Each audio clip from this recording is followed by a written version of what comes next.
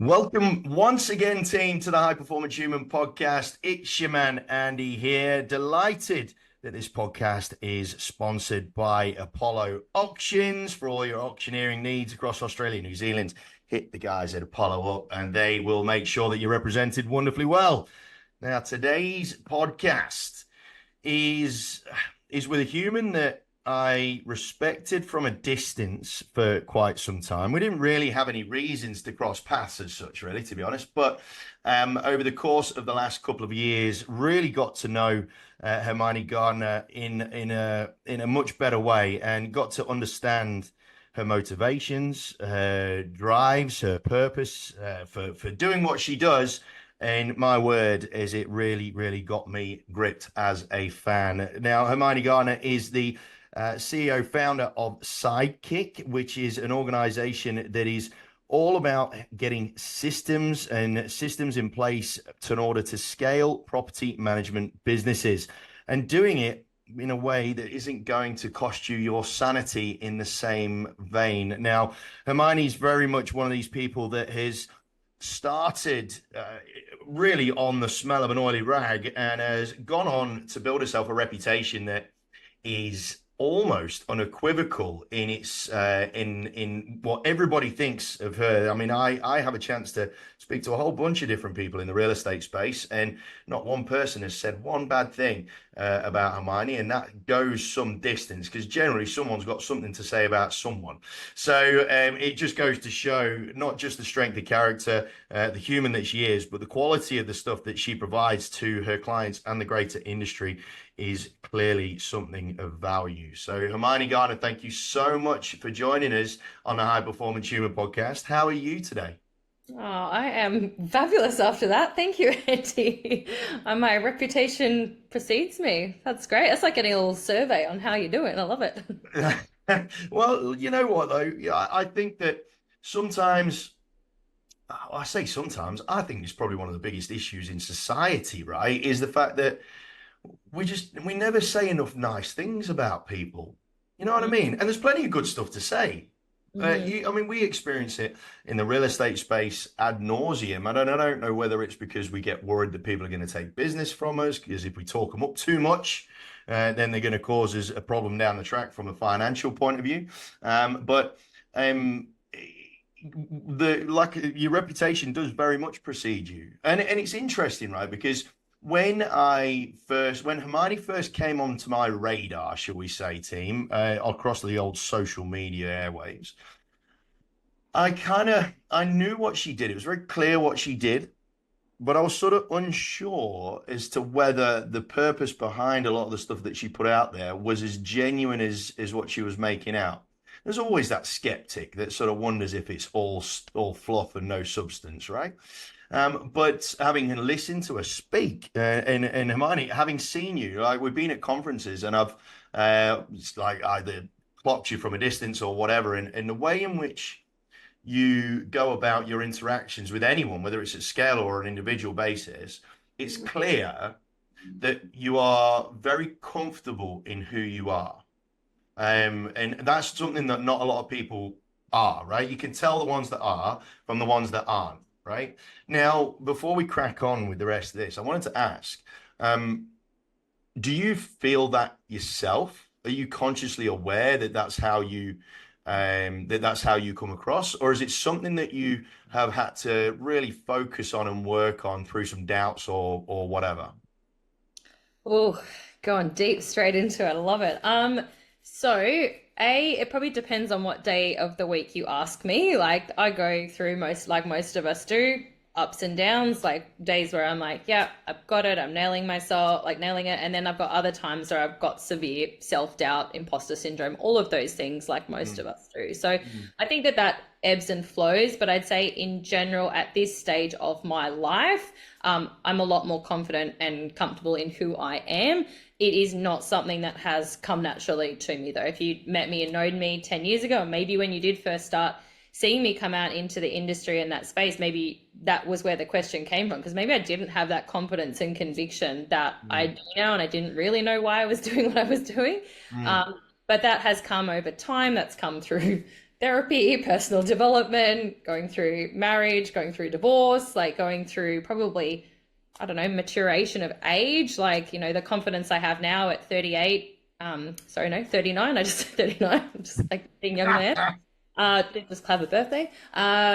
Is much different now. Like in my 20s, I was not this confident and sure of who I was. And I was plagued with self-doubt and overthinking and all of those things. So it's definitely not something that has always been there. It's something I've had to work on, but I am aware, and I have my moments where I'm like, yeah, like I'm at a level where I've done a lot of work on myself, and you never really know what that impression is out there in the marketplace or with your clients or with your friends and your family. But like, I feel good about myself at the stage of life that I'm in, if that makes sense. Yeah, 100%, man. And I think there is a certain element of validation that we all sort of need to just to make sure that we're all going on the right track. It's kind of like the need for a coach, right? A sports team needs a coach to make sure that the team is operating in the right way and they're going in the right direction towards getting a win, or they're working to the right strategy according to what their goals are and all that sort of stuff. So a degree of validation is something that I think we all need, but there's no point looking for that validation unless you've got that foundation of self-belief and real actualization of who you are at your core, right? I mean, whether we all get to the absolute core of who we are, I'm not sure. That's some sort of a question that gets a little bit philosophical after not too long.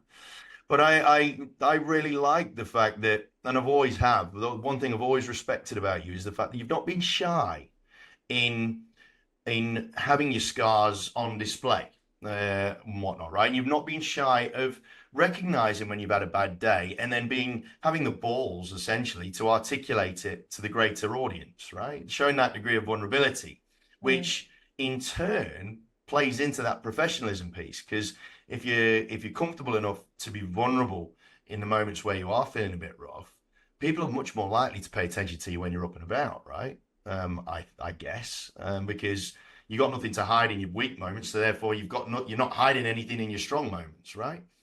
So anyway, before we crack on and get too much down the rabbit hole, we need to let everybody know who you are and what you're about. So for the few people that don't know who you are and the people that are outside of the real estate space that would probably love to get to know you, give us a bit of a genesis story on who Hermione Gardiner is and what got her to this very moment. How far back are we going?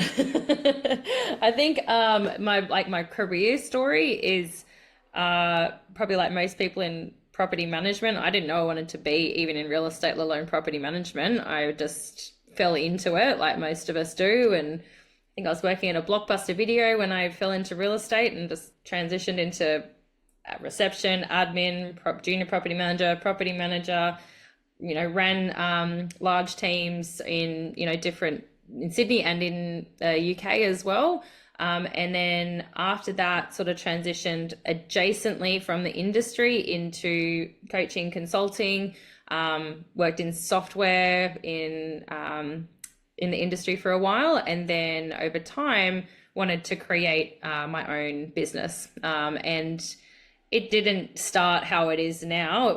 This is not where I thought it would be. It actually started, my business Sidekick, which is now coaching consulting, started off as an outsourced business doing outsourced inspections and admin many years ago. But I was pregnant with my first child at the time, and I quickly realized that I couldn't be out on the road doing inspections and things like that. And so it transitioned over time, and it still is transitioning. I'm going through a different evolution in the business at the moment. So it's, when you start, I don't think you ever realize where you're going to be. And I think, when we were just chatting before, it's like I probably wished for this stage at past stages in my life. But I'm in a stage of business now where it feels, it's hard. I'm in a rebuilding kind of phase, a lot of things, and I'm wanting to be 20 steps ahead of where I am. But I think if I reflect and when I tell that story, it's like, wow, I've done a lot and I've come a long way in that space. That's kind of like the career origin story in a very brief nutshell. Yeah, no, and where are you based? I am based in Sydney. I've got to live down in Manly. Excellent. And how many kids do we have now? Two kids. I've got two girls, 4 and 7. And yeah, single mumming that at the moment, which is very full on.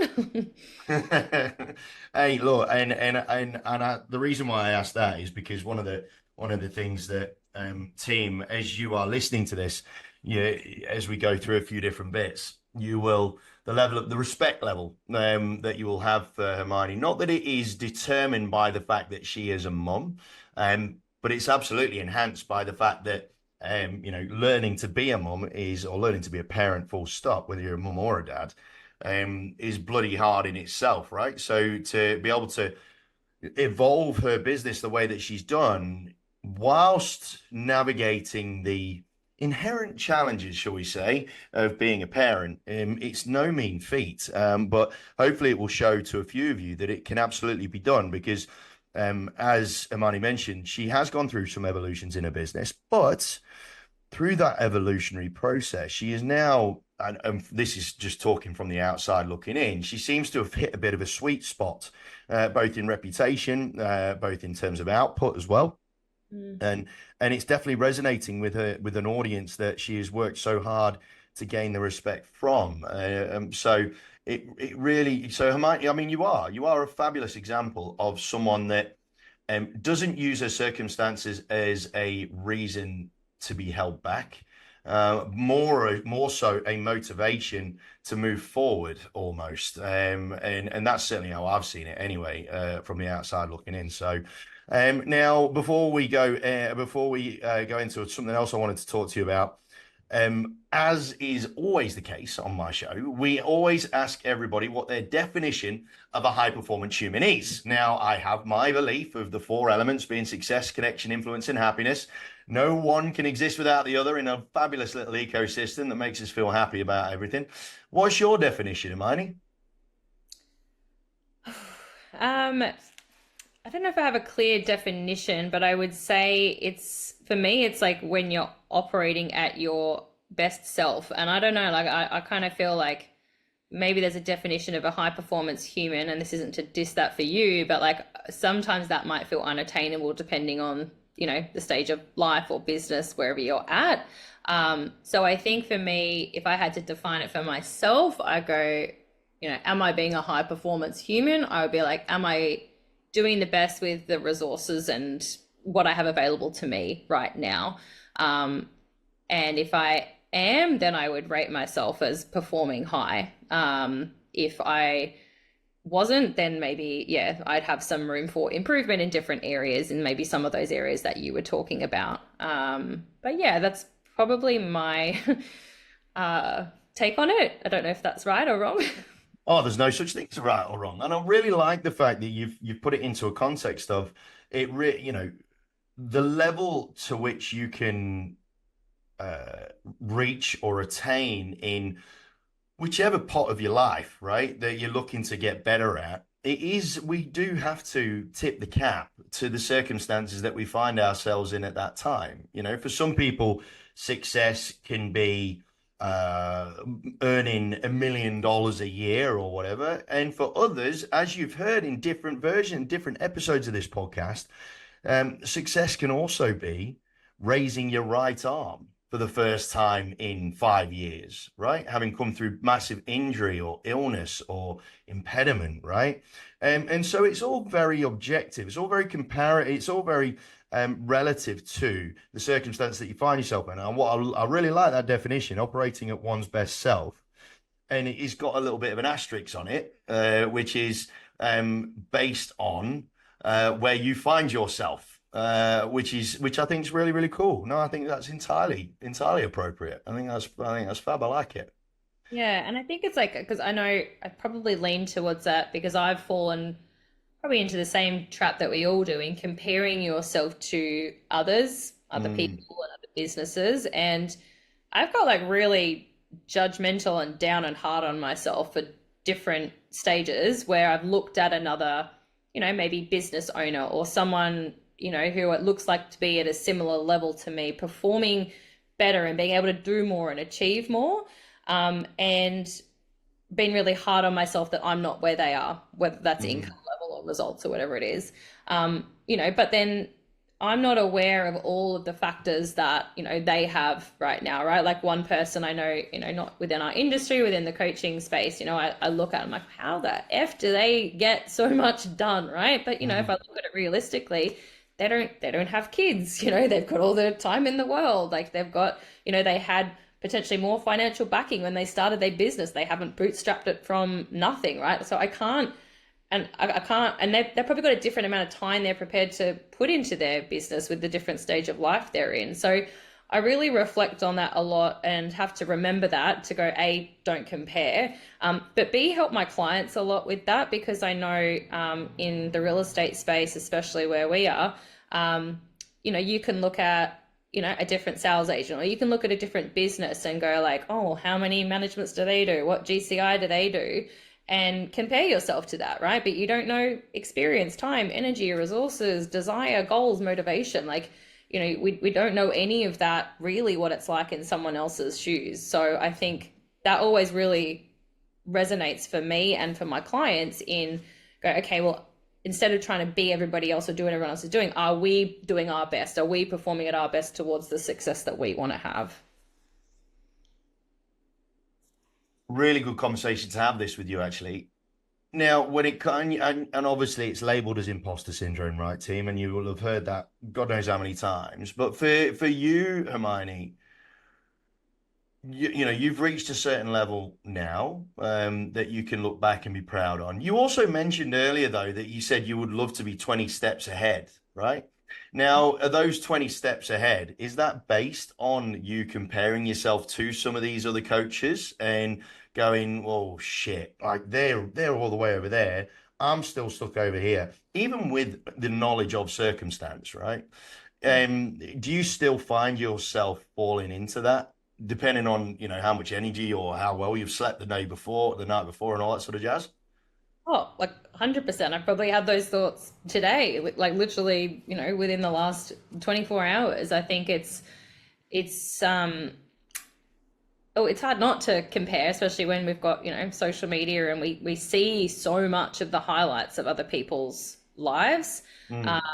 and so I don't know that we're ever really, maybe some people are. I don't know if we're really ever satisfied with where we are, right? Like even like we're always wanting the next, the more, the like what like the next steps. And I think I'm a very high achiever in myself, and so if I know that there's more I want to achieve and do, typically I want to, I want to do it all now, but like Mm.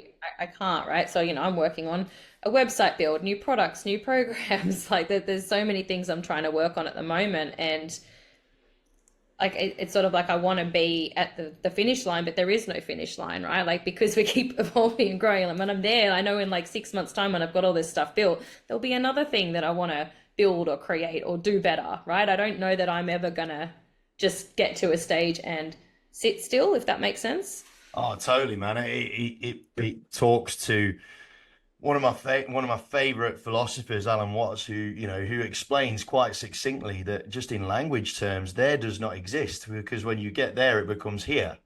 And so there is someone else, somewhere else. So, that whole concept of time being, does time exist, right? Because all you ever have is the present moment. The future doesn't exist because by the time you get to the future, it becomes the present, and then the future's still out there somewhere, right? So, yeah, I very much concur with that. And I think we all fall into that trap from time to time, especially if you listen to this podcast and you want to try and do something more than what you're doing now. What do you think it is, either within yourself or in your upbringing or in your background, that put this high achiever wiring into your brain? What do you think it was?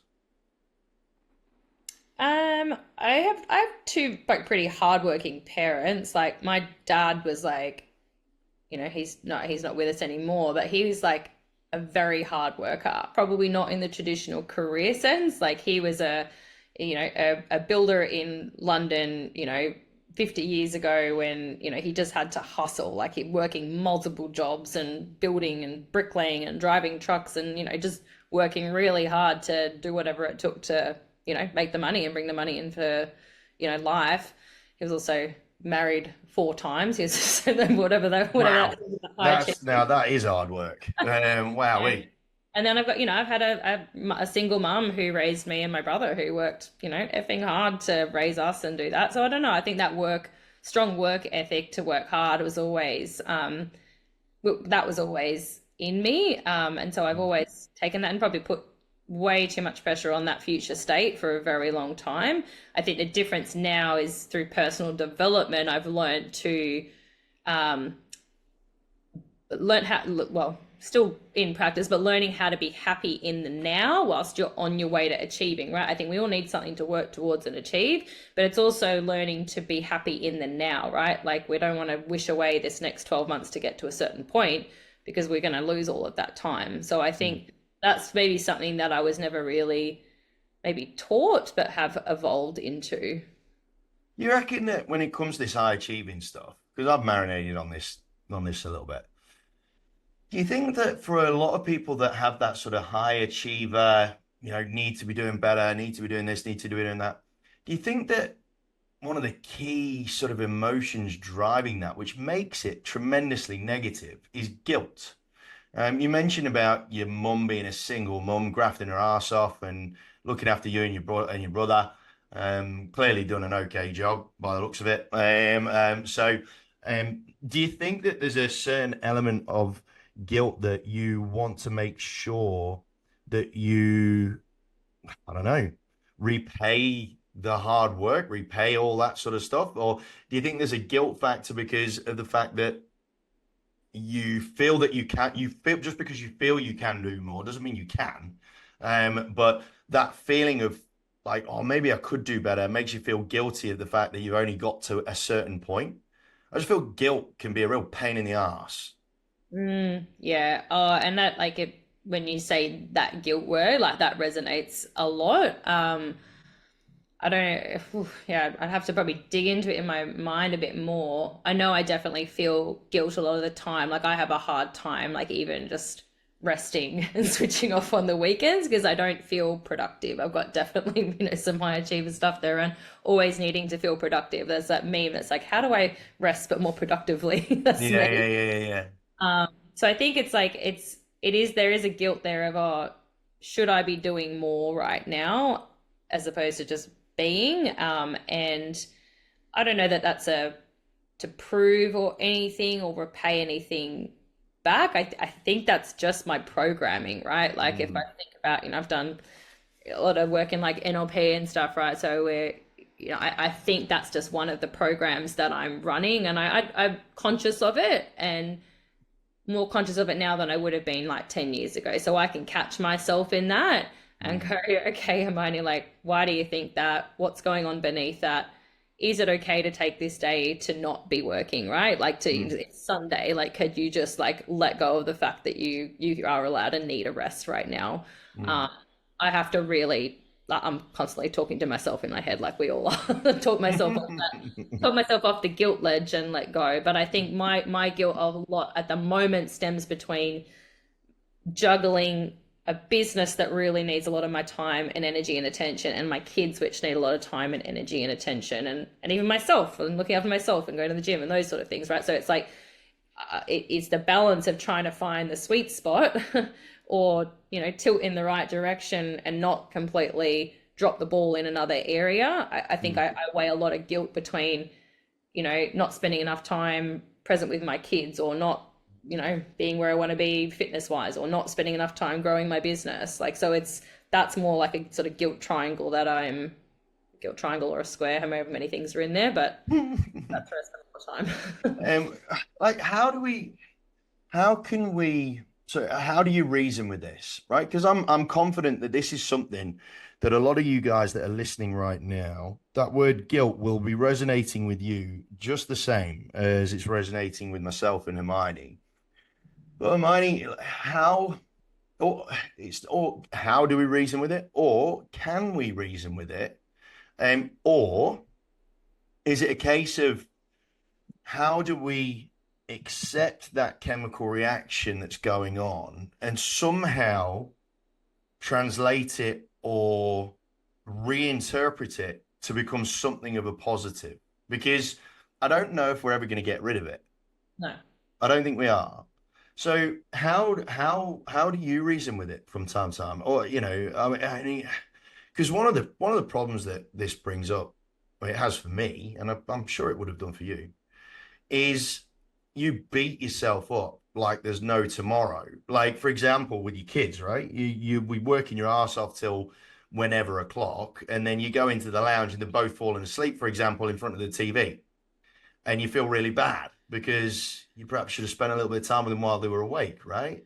Um, how the hell do we reason with that? Carry on, like, because it's Well, something that I secretly love it when my kids fall asleep on the couch because then I don't have to do bedtime. But aside from that, yes, I get what you're saying. But that's probably where I've drawn some boundaries. So it's like if it's the evening and the kids are around, I suppose because my kids are young, it's like I know when they're going to go to bed. Mm, So I very rarely will I be working in those hours between school finishing and bedtime. So I typically will finish, have that patched couple of hours with them. Even then, I'm probably still doing laundry and other bits and pieces, but I'm not on my computer and missing that moment. mm, And then I'll probably be clocking on to do extra work after if I'm in a phase of business that's needing more of my energy at that stage. So I think my guilt probably doesn't come there, but it's probably like when I'm working at the moment, working the longer hours, so they're going to maybe before and after school care, and I'm dropping them off. Or if I'm traveling a fair bit for work at the moment, so I'm on the road. Again, I'm getting help from parents to with pickups and drop offs, and the look on my daughter's face when she's like, oh, I'm going to like before school care again, or like, oh, like you're going away again tonight, right? Like, and she's fine. Like she has the best time with both of her grandmas. Like, but it's that guilt of, oh, I'm not there. I'm trying to chase my dreams. I'm trying to build something over here and I'm being successful over here, but I'm feeling guilty that I'm not being a good enough and present enough mum in some of those moments. And it's finding the balance between that. And I've actually had some realizations probably the last couple of weeks, going through some of that really heavy guilt and reassessing some things. And for me, next year, I'm looking at the next 12 months, I want to be on the road less. I've decided, okay, well, what's the most important thing to me? Like, and it is my kids. So I'm like, okay, well, if I want to appease some of that guilt, like I do need to carve out a little bit more time for them and be there a little bit more. So I'm changing my business model a little bit to not have to be on the road so much that next 12 months and not take on so many of the speaking gigs and interstate type things. mm. So I think, yeah, it's a kind of, the original question you asked was like, is it the guilt piece? Like for me, I recognize guilt is just an emotion that comes up, and like all of our emotions, like we are not the emotion. So I'm not being a bad person. It's just coming up and I'm being triggered by a feeling and whatever's happening in that moment. And the key for me is just catching it, like I said before. Yeah. So the second I can catch myself in any emotion, I can actually then, wow, that's interesting. I'm feeling that way right now. Why am I feeling that way? Do I need to be feeling that way? Is there another way I could be feeling? What could I do to feel a different way? Like I'm kind of talking myself through that, as opposed to, if that would have come up, I don't know, 10 years ago, I wouldn't have even recognized I was feeling guilt or whatever emotion I was feeling. I would just get stuck in it for days or weeks or months, potentially, whatever I was in. Yeah. I think I love what you're saying about trying to catch the emotion and what you mentioned there about making sure that you are absolutely distinguishing yourself as separate to the emotion as well. That is actually that's a really important point, team. You really need to write that down in your notes. Is you are not your emotion, as Hermione really put it really, really well. And because sometimes we all fall into that trap, right? Like guilt basically then it is then followed by that sort of assumption that I've done something wrong or I've done something bad. Or you know what I mean? It's because of that old, childhood mentality, right? You feel guilty because you probably have done something you shouldn't have done. And that guilt transposes into adulthood and holds us to the same level of accountability as when we were kids. Mhm. And your recognition there of you are not the emotion, and as long as you can look at yourself in the mirror and be confident that you're not an arsehole, and you haven't done wrong by people, then you can give yourself a green light that you haven't, that guilt is just a feeling. It's not a feeling that you have induced upon yourself based on decisions that you've made to the detriment of other people. So that's really, really good. The other thing that I wanted to highlight from what Hermione was saying before then, team, is the need to set boundaries. This is something that I relatively recently discovered in my parenting life, is that without boundaries, you do go mental. You do go absolutely mental, whether it's boundaries for work, boundaries for home, boundaries for play, for yourself, right? For your own sort of, self-realization, self whatever it is, fun. You got to set yourself some boundaries so that you can have some fun.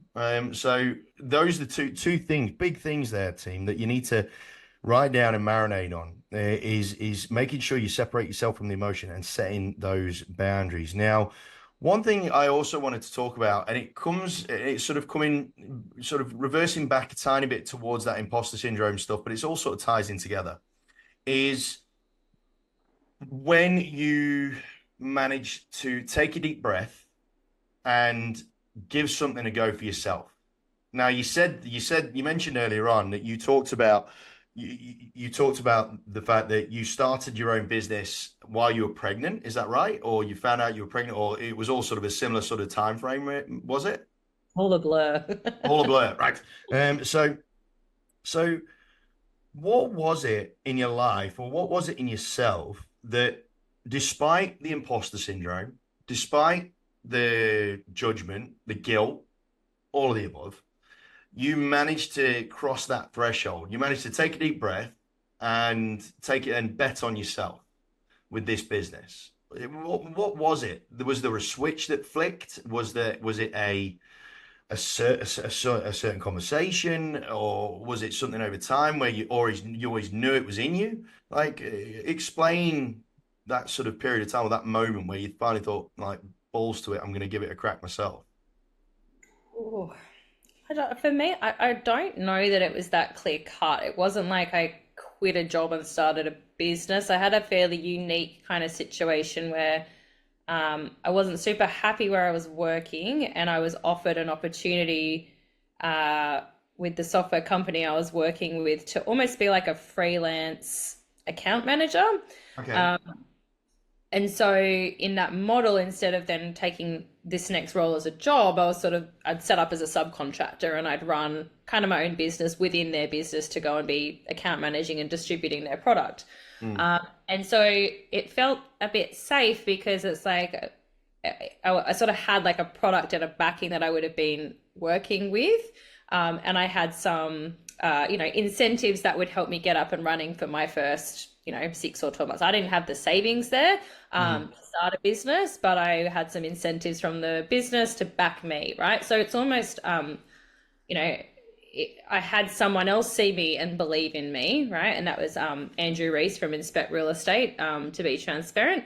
And yeah, he kind of really helped me do that and step out. And so I had this period where I'd stepped away from full-time employment, and I had a bit of a safety net period to kind of grow my business within another business. Mm. And then probably the time when I then had to back myself and actually go out on my own was more than through doing that and being out seeing hundreds of different agencies and being in and out doing software. I had, people saying to me like, oh, like, you're really great at what you do. Like, you're doing more than just software training. Like, would you come and help us in the business? And for a long time, I would say no. I'm like, oh no, that's not what I do. It's not my lane. And then eventually I had one client say to me like, hey, we really want you to come and help us and train our team and, consult in our business. And I had a big kind of mental block to get through to feel like I had the right to go and do that. Like, that I was good enough to go and do that, it wasn't about me being in someone else's business or selling a software or whatever I had done in the past. It was like, oh, this is now someone wants my skills. Mm. And so I couldn't tell you if there was like, a specific moment, but I had one client who I still actually have to this day, Casey in Newcastle. She was really adamant that she wanted me to come in and work with the team and with the business. And that was my first like consulting client through Sidekick. And so, yeah, I rebooted up the Sidekick brand and started from there and really just built that bootstrap from the ground up, taking on one client at a time. And eventually when I had enough clients that I could pay my bills, then I obviously let go of the previous software work I was doing. So it's probably not that like gung-ho boom out there story where I had to just back myself for hell or leather, whatever the saying is. But I had a couple of external people believe in me, which was, I think, really important. And I think maybe the self-belief part was, it was probably for me, it was a desire to create my own business and freedom more than I probably didn't believe in myself enough at the time. Like I probably could be 20 steps ahead of where I am now if I had more self-belief back then. But I think that's grown and evolved in the, now 5 to 8 years that I've been out doing that. It sort of comes back to one of our original points with respect to, we all need that little bit of validation outside of ourselves at times, right? You can have as much self-belief as you want, but it's almost one of those ones where most of us, I'd say all of us really struggle to have that right amount of balance between self-belief, confidence, and not having it tip into arrogance or humility and end up stuffing it up one way or another, right? Where you get ahead of yourself and your mouth's writing checks that your work can't cash, or you just put yourself into a cave and sort of end up being rather lonely by yourself, right? Because you don't feel that you have enough confidence or self-belief in order to do anything. And it's in those moments where where we're in one of the extremes, and we all flirt with both ends of that scale, right? Where having those one or two people in your life that you have the faith that they will either support you and back you or bring you back down to earth as of when is required as well, because we all need that from time to time too, right? And I like the fact that because a lot of people in business, a lot of them are somewhat afraid to acknowledge that it wasn't all them. For lots of business owners, lots of people that are successful, and you see it in real estate ad nauseum, where they are so self-involved in that they've just not got any humility in them to acknowledge the support, the work that other people within their team are doing to contribute towards the success of the one individual, right? It's like they're afraid to acknowledge that it wasn't all them. And I think that's probably one of the reasons why so many people do have faith in you and belief in you, right? Is because this is the first thing you do. You stick your hand up and you go, oh, I know I needed help. I know. We all know we're going to need help again at some stage or another. That's not a problem. It's just how it is. It's just being humans, right? Yeah, and I mean, I've had many coaches over the years as well as I've grown my business. Like I haven't, there's a lot I've figured out on my own, but there's a lot of help I've got along the way. And I think I'd rather be open and honest about that it's not the full hero story of boom, it happened, because it didn't just happen. It took time. And I think, at the moment I work with a lot of business owners who, are either starting up their property management business or like have had it for a few years or something even longer, and just, maybe haven't seen that overnight success that they perceive in, what they're in the industry. And so it's not like business isn't an overnight success. Any overnight success that you think you're looking at, it's not been overnight. Like it's been years and years and years of overnight success. So, and I think that's why I love, helping the clients I do now, because like some of them doubt themselves and don't back themselves, or are having that doubt. Oh, I don't have 1,000 managements yet. Like I must be failing, but they've got 80 or 100 or 200 like that, and they've done that themselves in that relatively couple of years, being a short period of time, and and they need that little push and nudge from someone else, like I've had over the years, to go, no, like, hey, you can do this. Like, let's get you the next steps and tools that you need to get where you're going.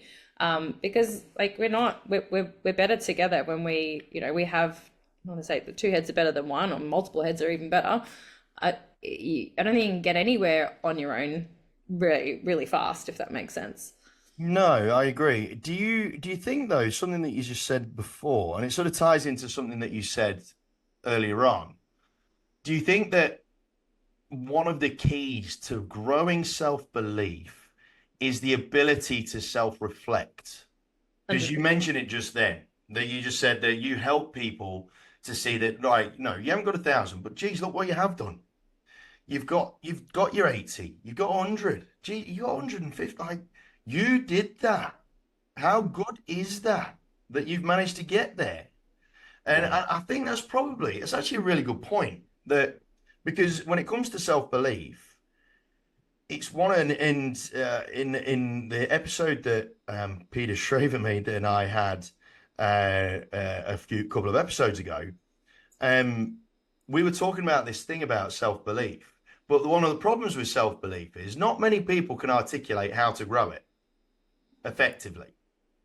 And I think what we've stumbled upon in this conversation is one of the key components towards growing the self-belief within you is having the ability, or having someone help you to reflect on the journey to date and the achievements that you've made. Because inherently, as high achievers, we're too busy looking forward to look back, right? And I think that a lot of us that are striving for more, we can get a hell of a lot more benefit. It's actually really interesting little revelation that I'm sort of sensing here is a lot of people tend to, and I've said this a couple of times, that you have to understand where you've come from in order to know where you're going. But I always see that as more of a practical thing. For some reason, it's got a real practical application in my head. But what we've come across here is the actual benefit in the growth of self-belief that you need to have in order to go next level, right? Because we all need to have that self-belief, is really, and it's not even a case of smelling the roses, because that's just appreciation. That's like a endorphin rush almost, right? But the fundamental benefits of reflection in an appropriate way, where you can actually look at the hard facts of what you've achieved and how you've achieved them, really goes a hell of a long way towards building that foundation of self-belief that breeds confidence moving forward, right? Is that fair? Yeah, and I think it probably creates safety. So I think that a lot of that maybe doubt or guilt or whatever the feeling is that's coming up, because everything we've discussed today, right? Like it's probably a sense of failure. Like I know I come up against that a lot. Like, oh, I'm Mm-hmm. failing. I'm not where I'm meant to be, or I'm like not good enough, or any of those things. So I think that the reflection piece, it's not smelling the roses, but it's almost like, oh, okay. Like I am okay. I am doing well. Like I am where I'm meant to be, and Mm. I'm safe. I'm okay. We have that core human need to be safe and secure, Mm. and I think where we feel we're not where we're meant to be, that creates insecurity and the lack of safety. And to be able to reflect, and sometimes I can do that internally, right? Where we have, as you said, internal validation, external validation. Sometimes I can do that internally. I can process the thought and go, no, I'm okay. Like, don't freak out and go in a massive spiral. Like you're Mm-hmm. okay. But I sometimes do. I need someone else to tell me, hey, it's okay. Like you're doing great. Like my partner's amazing at that. My mum's amazing at that. I've got friends and industry and external friends I can reach out to and go, oh my God, I'm feeling like a failure or guilty, or I'm not good enough. And like I've got some amazing people who can actually go, whoa, whoa, whoa, like stop, like hold up the mirror, like look at everything you're doing and achieving right now, or have achieved, or like look at Mm. where you're at, or hey, you're not where you're meant to be, but look at everything you're juggling and handling right now. And that, like, holding that mirror up allows me to kind of go, oh, okay, all right, yeah, everything will be okay. Like I am okay. And so for me, I think, maybe it's not for everyone, but for me, I think that reflection allows that safety and security. And from that space, I can be much calmer and happier to be in flow and move forward and achieve the things that then I want to achieve without so much grit and angst around it.